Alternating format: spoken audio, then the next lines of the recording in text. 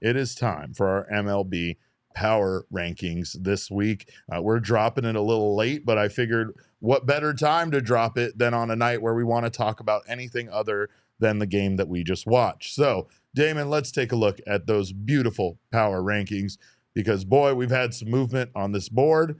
And yeah, Jesse, let's talk about it. I mean, not much movement What near the the top, hell? right? I mean, I truly did not realize that no I was staying with the status quo so much when I did this. But 8 through 10 are all new to this list. So there actually the is. Braves just lost to the Reds. Doesn't that mean the Reds should automatically be above them? Isn't that how this works? That is not Why at all are the how Dodgers still on this list? Get the Dodgers the fuck off of here. They just beat the Stros. Boo. They did just beat the Astros a few minutes ago. But yeah, talking about some of these teams at the bottom of the list here, the Cincinnati Reds, I'll talk about them first. Obviously, what they're doing right now is incredible. They did beat the Atlanta Braves earlier today, 11-10. That was a crazy game. Elly Da La Cruz, as you see pictured here in the this sort of controversial Red City Connect jersey. Is it? Because it looks incredible to me. He rocks it. I just think it's a little weird for a team that's called the Reds to have a City Connect jersey that has a very small amount of red in it. Is that unfair of me to say? I think it is unfair because their home jerseys also have a very little amount of red in it. I see a lot of mostly red. white. Well, then that's a problem too, Sean. I mean, you're just helping so you're make my point. You're anti-white home jersey. Red from toe to toe, in your opinion, in order to be the Reds. Correct. That's exactly. That's what a wild take. The White Sox don't have white socks, Jesse. Yeah.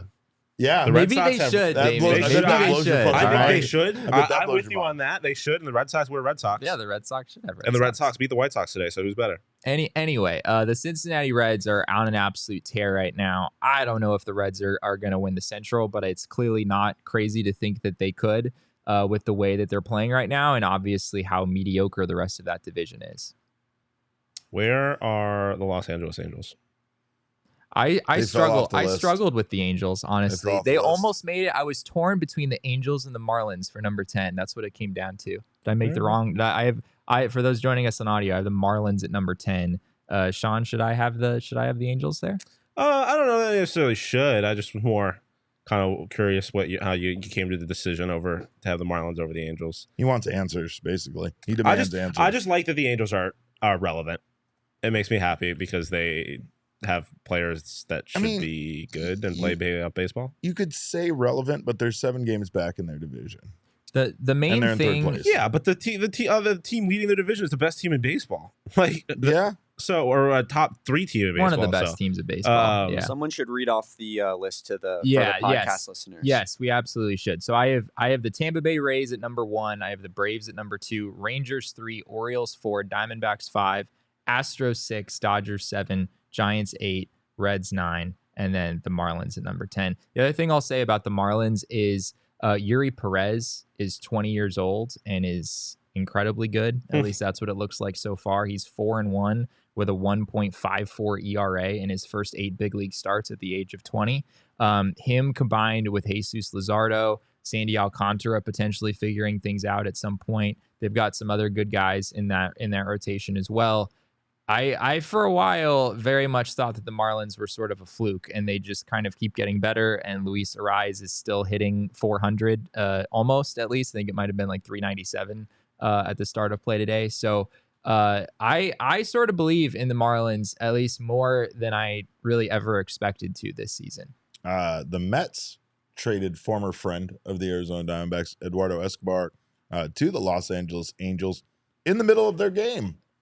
That was heartless for some minor leaguers. Yeah, why can't they wait to announce that sort of thing until after the game is over? Because then with their luck, he gets hurt in that game and the trade gets poo-pooed. I guess that makes sense. Yeah, like give us. Yeah. We want him now. Take him out the game now. Get him on a plane to us now. We want him here immediately. I mean, baseball's wacky right now. There's a lot of teams that are surging. A lot of the teams at the top. Rays are 5-5 in their last 10. Orioles are 5-5 in their last 10. There are a lot of teams, in fact, that are 5-5. Struggling with some really bad teams. Yep, I feel like. But I mean, they're playing the Royals right now, and they were struggling against the A's a couple weeks ago. Yeah, the Giants, unfortunately, not struggling. They are 9-1 in their last 10. They've won 11 of 12, I think, at this point. Yeah, they are an absolute problem right now for the Arizona Diamondbacks. shout out to CHGO Cubs. They're doing pretty well up there in Chicago. They are? You're welcome for me visiting Wrigley Field and leaving. Clearly, that's why. Clearly, great that's feelings. what caused things to turn. It started turning things in the right direction. My dreams of Marcus Stroman in a D-backs jersey are slowly Yeah, fading. they are slowly. They should be dying. And I mean, it's all of this is Our not good for the dreams. Arizona dreams, yeah, Diamondbacks trade market, trying to get that Sox pitcher beating the that White they Sox today was good for the trade market, though. need. That's true. That's One true. step closer.